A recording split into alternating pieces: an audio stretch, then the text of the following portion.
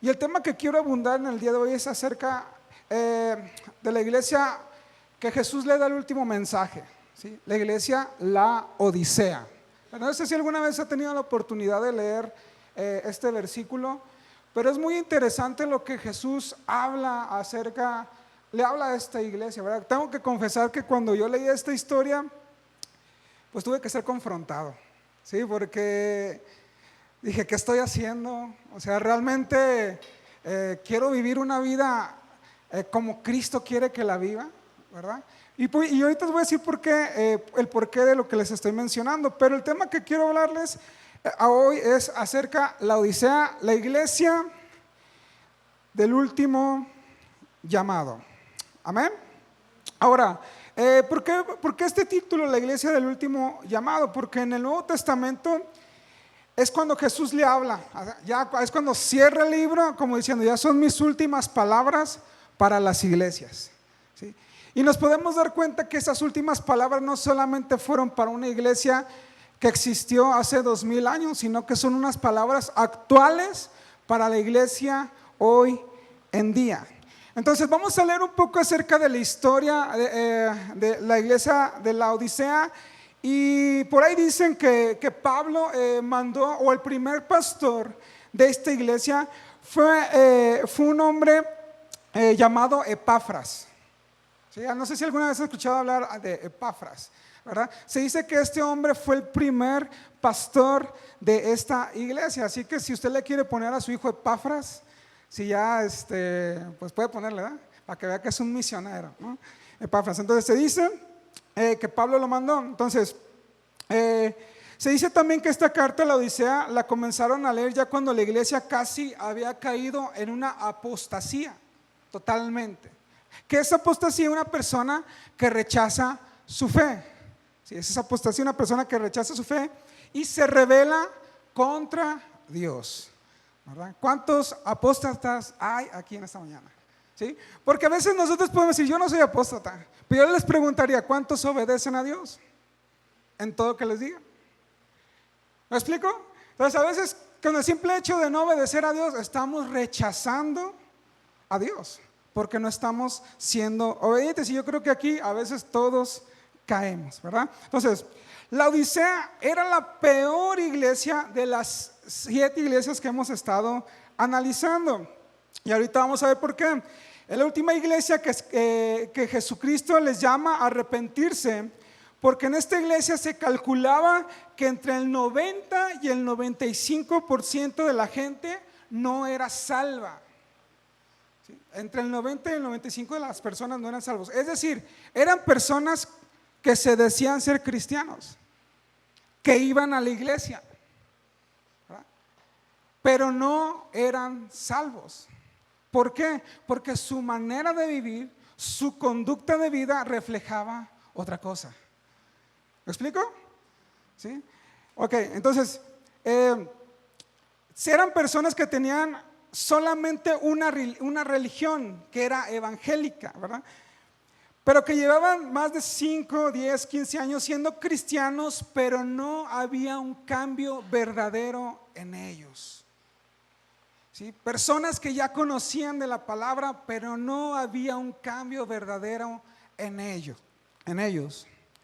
Se seguían comportando de la misma manera, seguían siendo las mismas personas, su vida no cambiaba, su matrimonio no cambiaba, pero su religión, soy cristiano, ¿verdad? ¿Cuántos a veces nos preguntan a nosotros, ¿verdad? ¿Qué religión eres? Pues soy cristiano, ¿verdad? Pero ¿realmente hay un cambio verdadero en nuestras vidas? ¿Realmente hay una diferencia que marque el que te digas tú ser cristiano en medio de la sociedad en que te rodeas?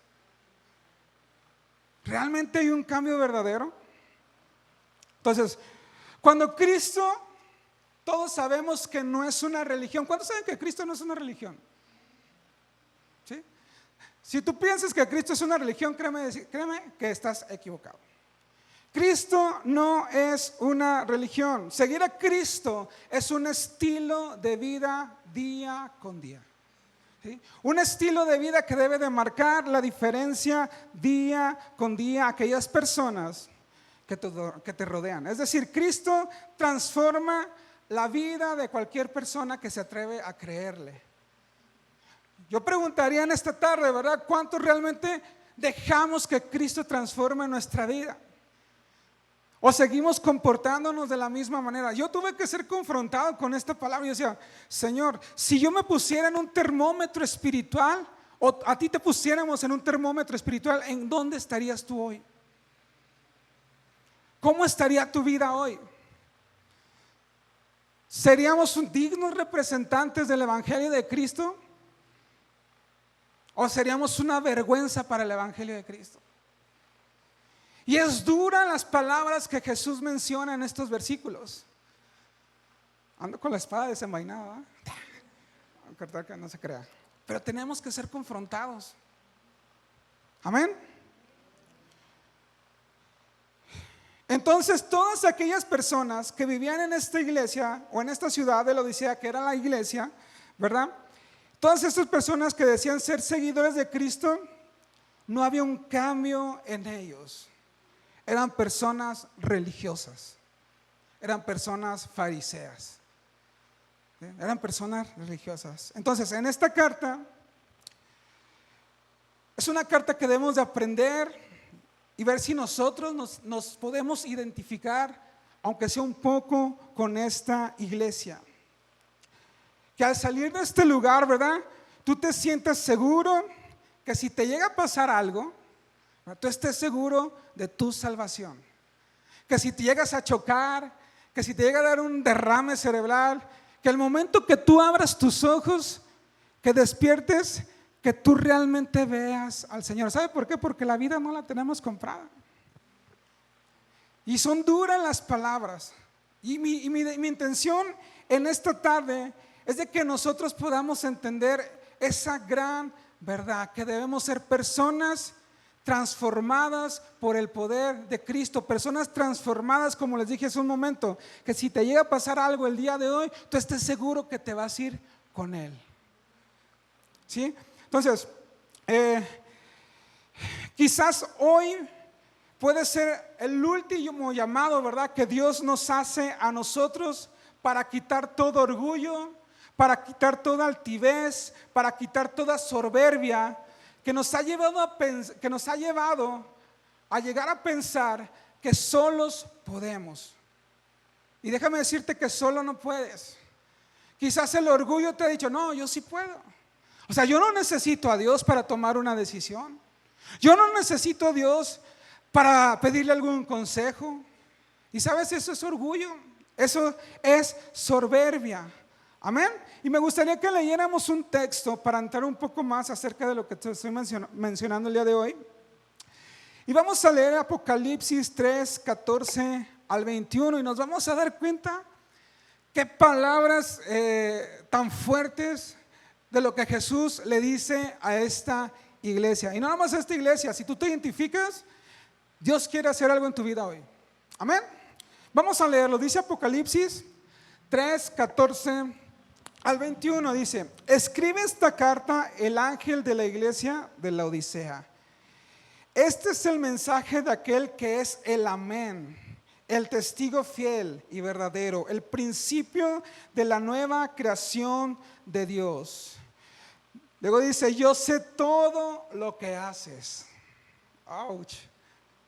Yo sé todo lo que haces, que no eres ni frío ni caliente.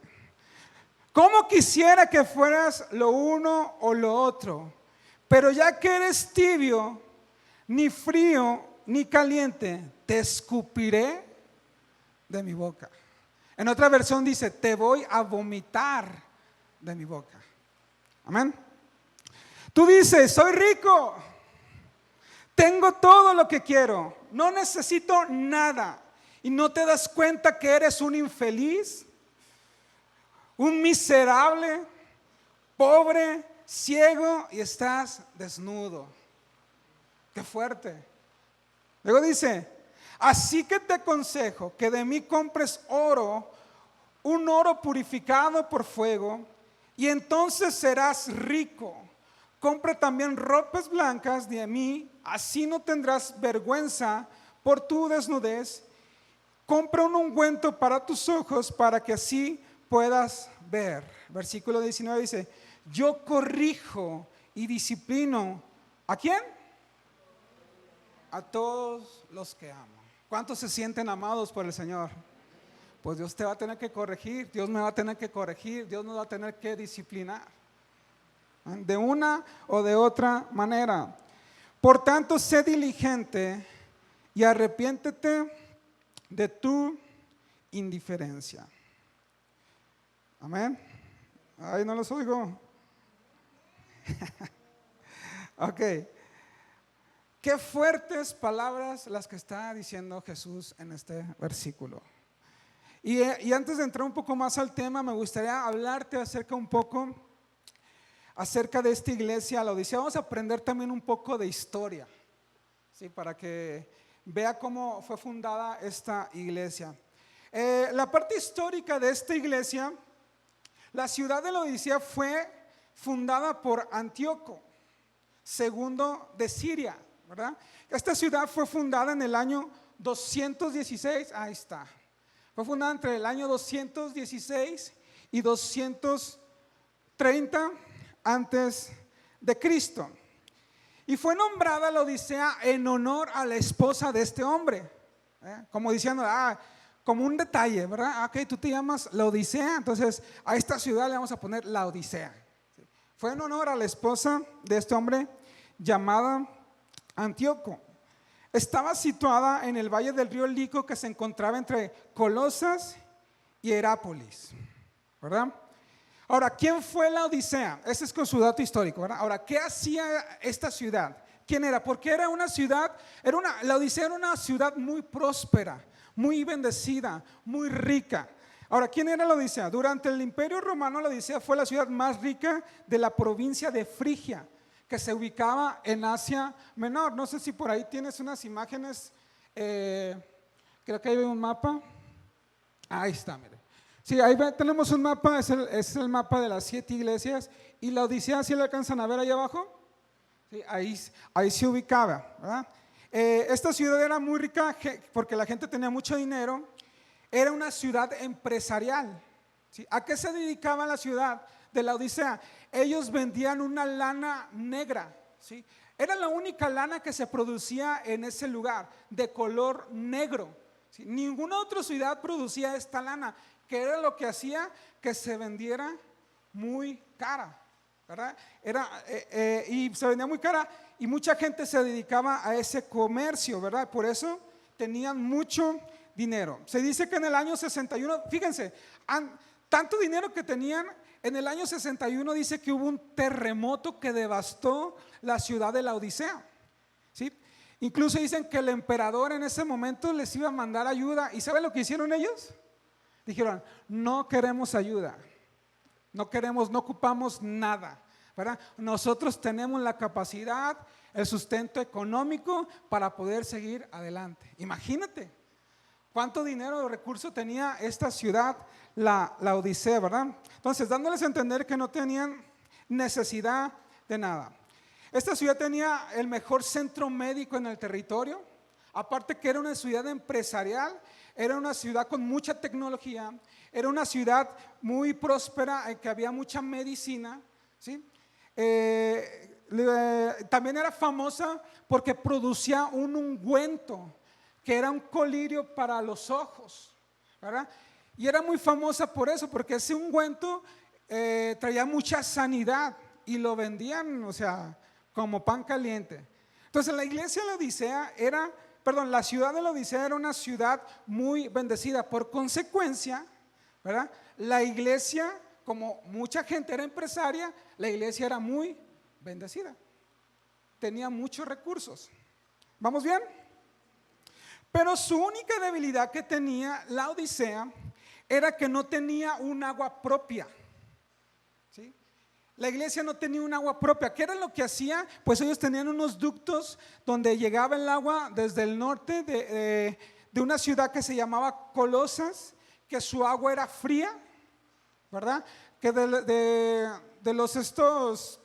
cuando nevaba, ¿verdad? Lo que se iba derritiendo se iba por los filtros esos de agua y llegaba hasta aquel lugar. Y del sur tenían otra ciudad que se llamaba Herápolis, ¿verdad? Que esta ciudad, Herápolis, era muy famosa porque tenía aguas termales. ¿Me explico? Entonces, de un lado tenían agua fría y del otro lado tenían agua caliente, ¿verdad? Entonces, cuando llegaba la Odisea, ¿verdad?, lo que hacía que se mezclaba esa agua, ¿y qué cree que pasaba? Llegaba tibia, ¿verdad? Entonces, era una agua que no servía para nada. Sí, a lo mejor, yo no sé usted, pero a mí me gusta el café caliente. ¿Sí? ¿A cuánto le gusta el café caliente? ¿Verdad?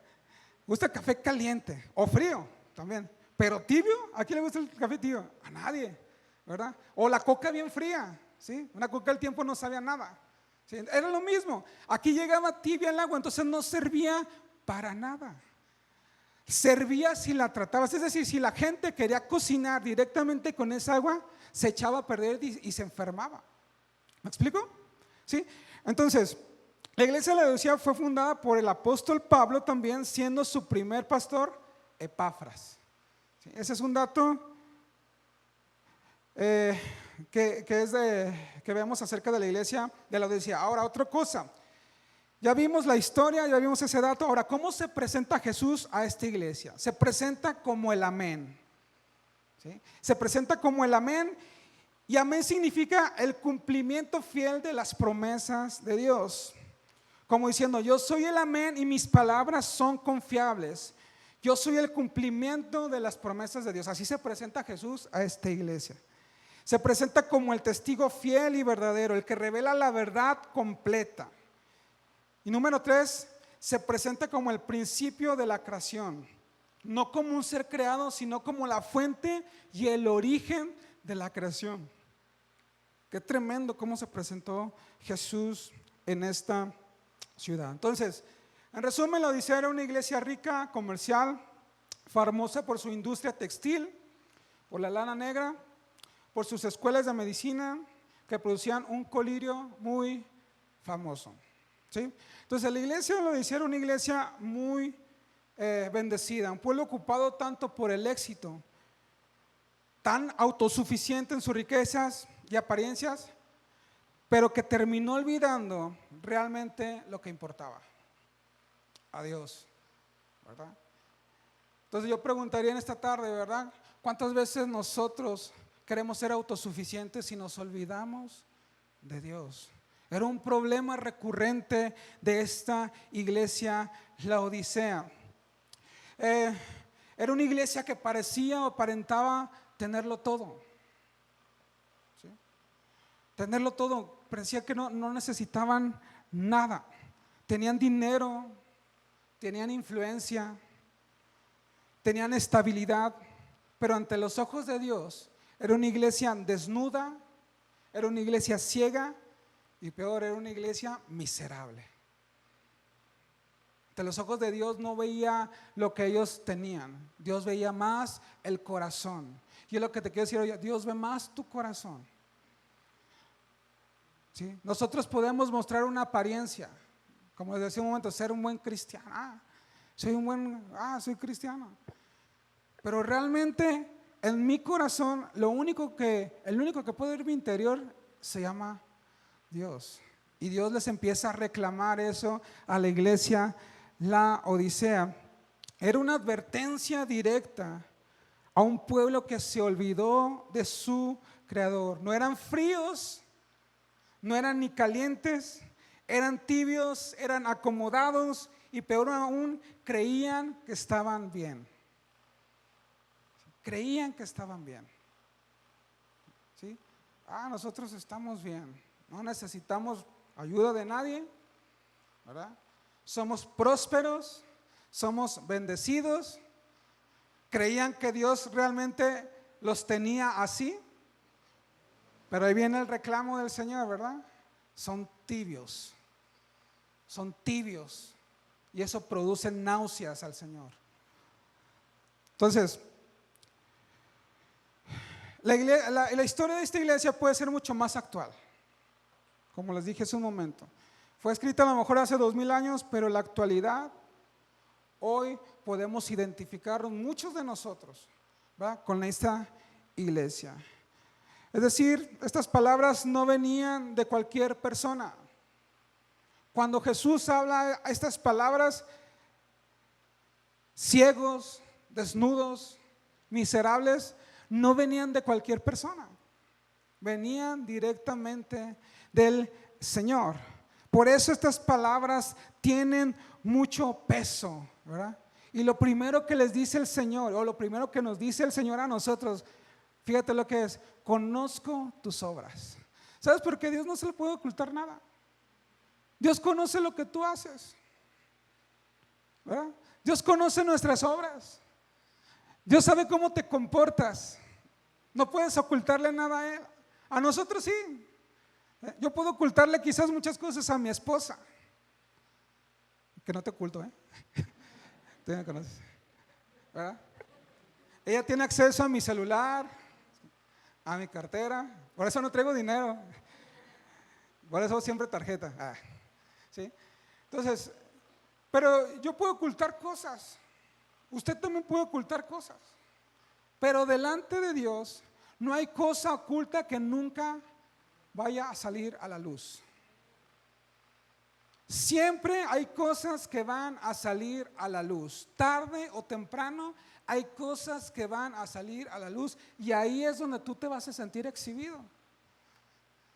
Si a veces no entendemos por las buenas, entonces Dios te tiene que tratar a veces por las malas. ¿Me explico? A veces a lo mejor estás yo recuerdo que tenía una novia antes, ¿verdad? Y mucha gente me decía, no te conviene. Y hasta yo mismo decía, no, yo no puedo estar así, ¿me explico? Pero uno a veces se aferra. Y a veces cuando uno te dice no, ¿qué es lo que pasa? Alrededor hace las cosas, ¿verdad? ¿Y qué es lo que pasó? Dios me jala las orejas. No. Entonces, ¿qué es lo que pasa? Pues pasó una situación ahí donde pues ella se va, ¿verdad? Pues su vida en cierta manera se aleja del Señor y ya no regresó. No sé si me explico. Dios cuando nos dice una cosa, tienes que hacerlo bien. Si Dios te está diciendo, por ahí no es, por ahí no es, ¿verdad? ¿Y qué es lo que va a pasar si tú no entiendes? Va a hacer cosas en nuestra vida, ¿verdad? Que a veces te van a doler más, ¿verdad? Y que vas a veces hasta tronar. ¿Me explico? Entonces, así es como a veces el Señor nos llama la atención a nosotros. No hay cosas ocultas que no puedan salir a la luz. Y Dios nos dice, conozco tus obras. Esa declaración lleva mucho peso porque delante de Jesús ninguna apariencia externa puede esconder una verdad interior. Amén. Entonces el diagnóstico que Jesús le da es devastador, ¿verdad? Le dice, tú eres una iglesia pobre, ciego y desnudo. Una sentencia que destruyó totalmente el orgullo de cómo se veían ellos. Ellos pensaban que eran ricos financieramente, lo eran, ¿verdad? Tenían templos, posesiones, sabiduría médica y tecnología, pero ante los ojos de Dios estaban arruinados espiritualmente. Habían hecho tesoros en la tierra, pero no tesoros en el cielo. Amén, que eso es lo que Dios nos llama a hacer, tesoros en el cielo. Entonces, esto es una verdad incómoda porque es posible tenerlo todo. Tú puedes tener todo en la vida, pero aún así estar lejos de Dios. ¿Sí? Es una apariencia. A veces creemos que somos bendecidos. A lo mejor sí Dios nos permite bendiciones a nuestras vidas, llámala como quieras, ¿sí? Pero a veces esas bendiciones no nos alejan de Dios en vez de acercarnos a Él. Entonces, es una iglesia que confiaba en las bendiciones y se olvidó del que da las bendiciones. Una comunidad que decía, estamos bien, no nos falta nada, pero por dentro gritaban, estamos vacíos, ciegos y alejados de Dios. Entonces, y esto es lo interesante de este mensaje, que Jesús les habla. Jesús les habla a personas que vienen a un culto, que vienen a un servicio. Les habla a personas que llevan su Biblia pero han perdido el fervor por Él. Es decir, Jesús le está hablando a personas de la iglesia, no a personas ateas que no le conocen. Y eso es lo que hace más interesante en esta carta, ¿verdad? Porque les habla a aquellas personas que cantan a Dios, que traen su Biblia, pero no lo adoran con fervor, no lo adoran con pasión, no tienen quebrantamiento delante de su presencia. Y ahí es donde yo creo que muchos nos podemos identificar, ¿verdad? Que somos cristianos, que venimos a la iglesia, cantamos, adoramos, pero mi corazón o nuestro corazón está lejos totalmente de Dios. Personas que ya no oran, que ya no sientan al Espíritu como antes, que ya no claman como antes cuando estaban en su primer amor, ¿verdad?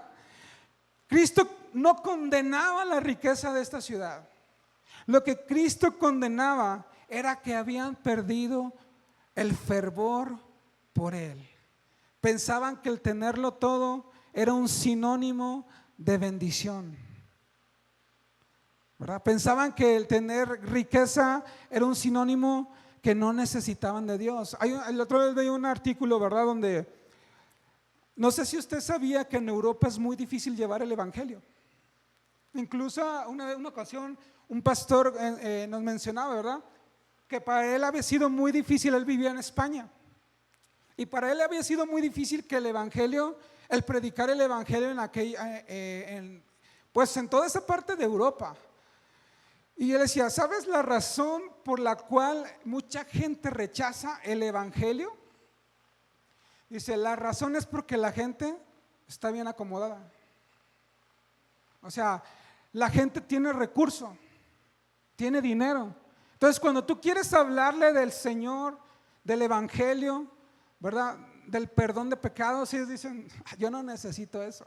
Yo no necesito que nadie me perdone. O sea, yo tengo la capacidad suficiente para casi para comprar amor. No sé si me explico. Entonces, por eso era muy difícil, o es muy difícil evangelizar lugares donde que son muy ricas, bendecidas, ¿verdad? Entonces, Jesús no condenaba esto. Jesús lo que condenaba que se habían olvidado, ¿verdad? De su primer amor. Aquí el Señor en este versículo se muestra como Salvador, no se muestra solamente como Salvador, sino como aquel que tiene la última palabra, como aquel que conoce la verdad sobre todo, que conoce la verdad sobre ti, que conoce la verdad sobre mí. Entonces aquí no hay espacio para el debate, o sea, no podemos alegarle nada al Señor. Es decir, que Él va a decir que todo lo que Él dice proviene de la fuente más confiable del universo. Todo lo que el Señor dice a tu vida proviene de la fuente más confiable del universo. Es decir, el Señor no te va a mentir.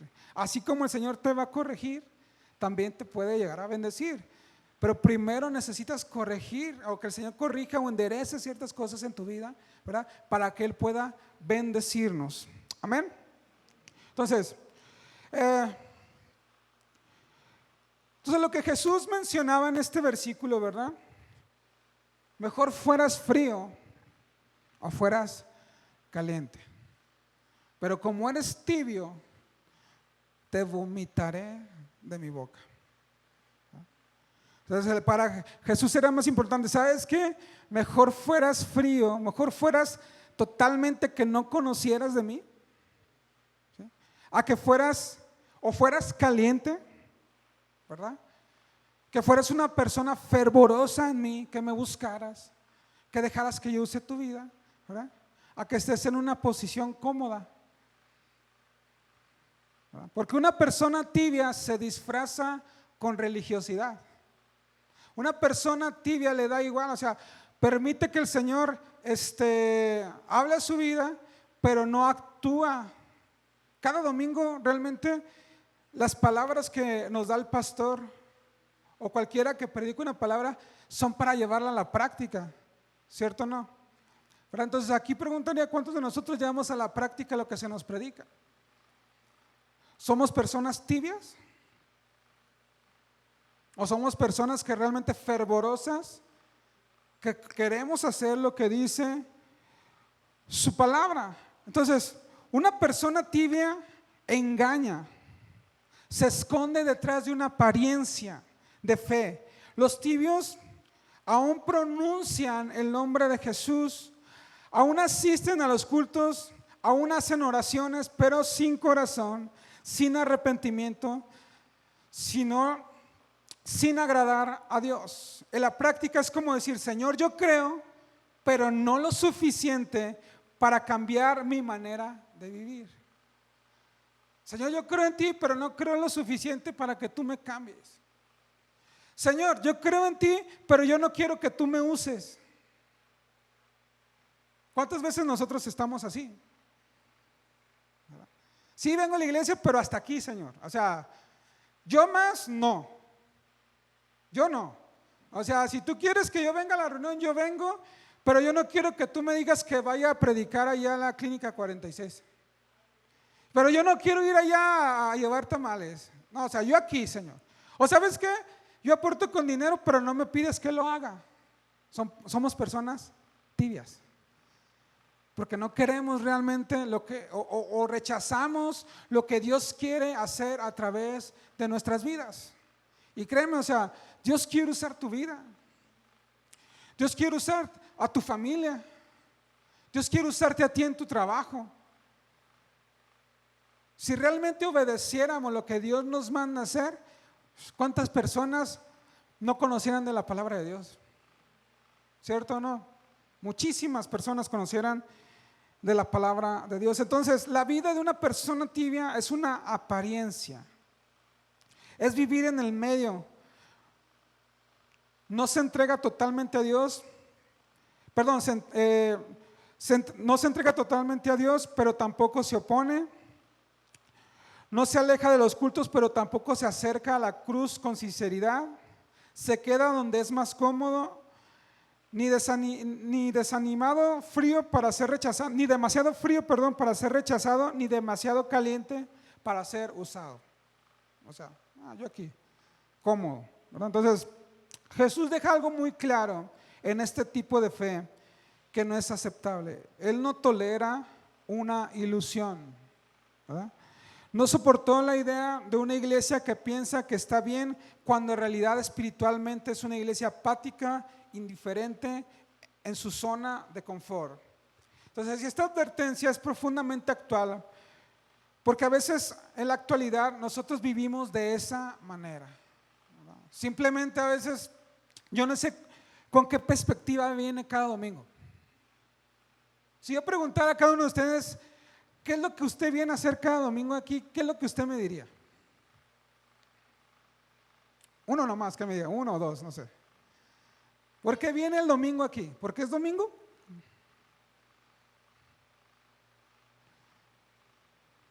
¿O venimos realmente con una necesidad? Alza. Pensé que ibas a decir algo. ¿Así?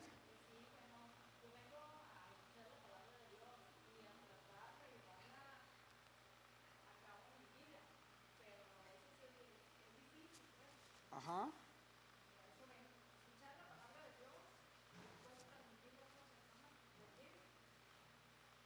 Ok. Venimos a escuchar la palabra de Dios, venimos a honrar a Dios.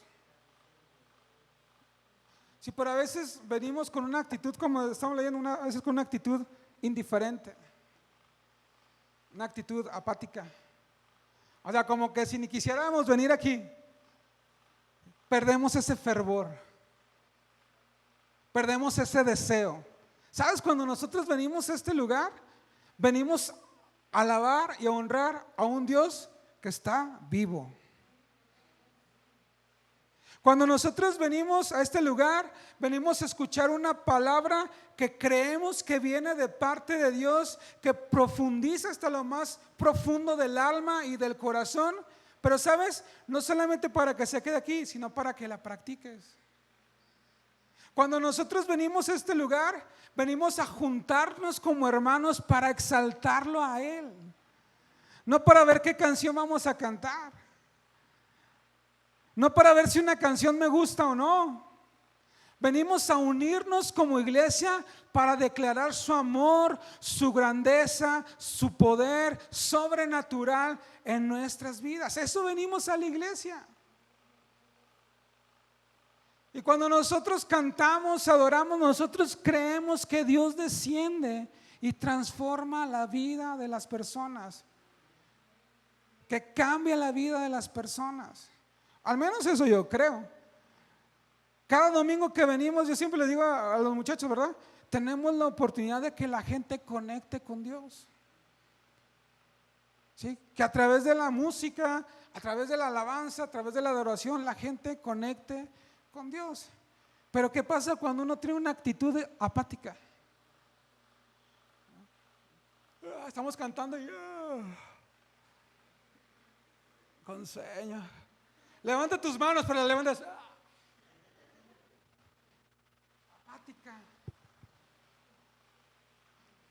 Y se nos olvida que le estamos cantando al Rey de Reyes, al Señor de Señores, al que todo lo puede, al sí y al amén. ¿Verdad?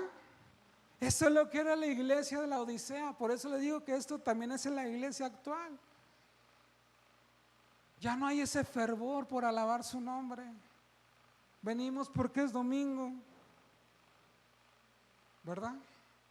Venimos y así como venimos nos salimos. No hay comunión unos con otros de repente, no digo que todos, pero la iglesia también es para tener comunión. Hey, ¿cómo te va? ¿Cómo estás? Preocuparte por tu hermano que está al lado. ¿Qué necesitas? ¿En qué puedo ayudarte? Y te aseguro que va a haber muchas áreas o cosas que le vas a poder ayudar a la persona o a tu hermano que está a tu lado.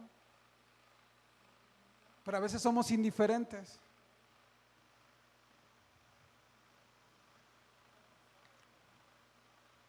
¿Verdad? Personas que conocemos la Biblia pero no obedecemos. Cristo no habla con ateos en este versículo, habla con la iglesia. Y Cristo habla hoy a nuestras vidas. Y eso hace que sus palabras sean serias. La imagen de vomitar es impactante pero intencional. Es como a veces el Señor le produce náuseas de nuestra forma de vivir, de nuestra forma de vida. Yo preguntaría, ¿qué es lo que a veces a nosotros nos provoca náuseas? ¿Algo que no nos gusta? ¿Verdad? ¿Algo que nos cae mal? ¿Sí? Las curvas cuando vas en una carretera, un olor feo, ¿sí? Y a veces nosotros así somos, perdón la expresión, ¿verdad? Pero a veces nuestra vida es así delante del Señor. Por eso el Señor dice, prefiero que seas frío o prefiero que seas caliente. Frío como esa agua, ¿verdad? Que refresca. Aquellas personas, como esa agua que refresca. O caliente como esas aguas termales, ¿verdad? Que te producen sanidad. Pero tibio, ni el café, ¿verdad? Entonces, tenemos que ser confrontados. Y esto no era la voz solamente de un Dios cruel, o no es la voz de un Dios cruel, sino de un Dios que no acepta que lo amemos a medias. Yo creo, bueno, si tú te casaste con tu esposo o con tu esposa, ¿verdad? Tú no le prometiste amor a la mitad, ¿verdad? Te voy a amar nada más cuando todo esté bien. Te voy a amar cuando tengamos el recurso nada más. Cuando tengamos recursos te voy a amar. Pero cuando te enfermes, cuando estés pasando por un problema, ahí ya no te voy a amar. O sea, no amamos a la mitad. Amamos o amamos bien o amamos mal, ¿verdad? Entonces, Jesús no va a tolerar a alguien que lo ame a la mitad. Como les decía, si ahorita pusiéramos un termómetro espiritual en tu vida, ¿dónde te colocarías? ¿Dónde estarías? ¿A la mitad? Bueno. Estaríamos muchos, pues sinceramente a lo mejor muchos estaríamos a la mitad, tibios. Pero hoy es la oportunidad que tú tienes para decirle al Señor: Señor, yo no quiero vivir en una tibieza en mi vida.